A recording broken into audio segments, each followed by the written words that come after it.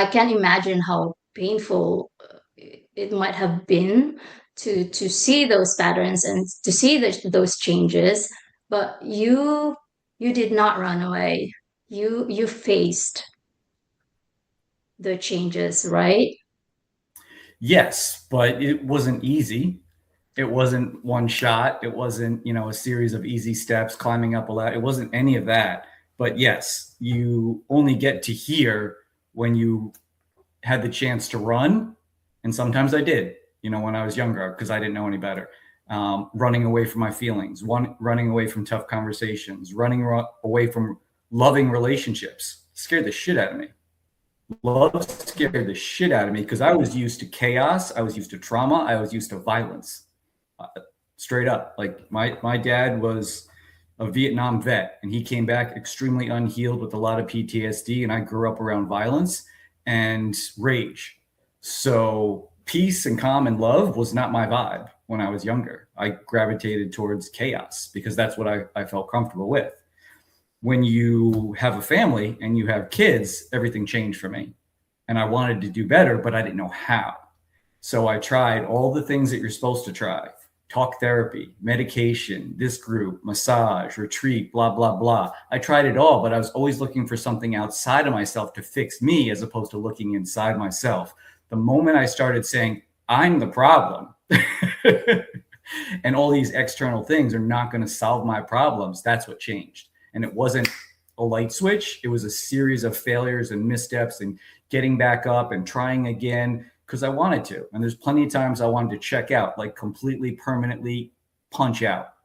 That's honest. And a lot of men will not say that because they fear it, right? But I don't, because I went through that and I survived, but I faced taking my own life. And I kept seeing my mom's face and my kid's face, and I couldn't do it because I felt like I was a failure and I wasn't reaching my full potential, and I was broken and I was damaged. But that was the wall that I had to hit to break through. And once you do that, there's nothing else to fear. That's the greatest challenge a man will face. I'm just talking as me, as a person and as a man. And I've been in different groups of other men, and that's what also helped me. Like real men, big, burly, strong men crying, talking about the pain that they faced. That helped me as an average man, not 6'4", 300 pounds, burly. Like the guy you expect is a Viking. You expect him to be, indestructible, crying his heart out because he wasn't showing up for his daughter, because he couldn't be the man that he wanted to be. That gives everyone else in the room the ability to cry. And crying is something that we're taught as young boys to not do. You want to cry? I'll give you something to cry about. My dad would hit my head against the wall until I stopped crying. Can't cry. Boys don't cry. Stop being a pussy, which is ridiculous. But we learned all those things.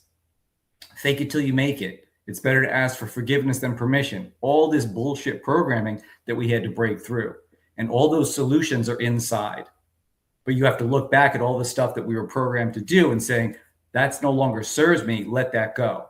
So a big part is shedding.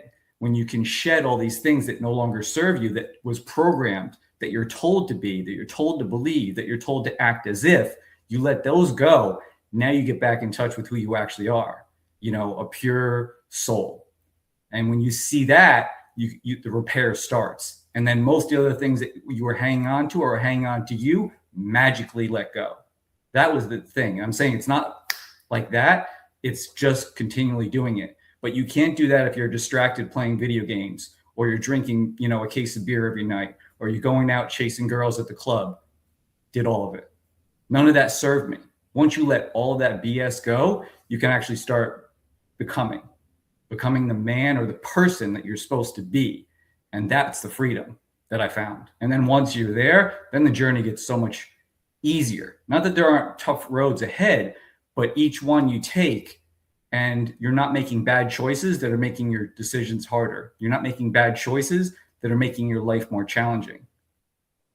And you have to let go of all the toxicity in business and personal and relationships, everything, including family.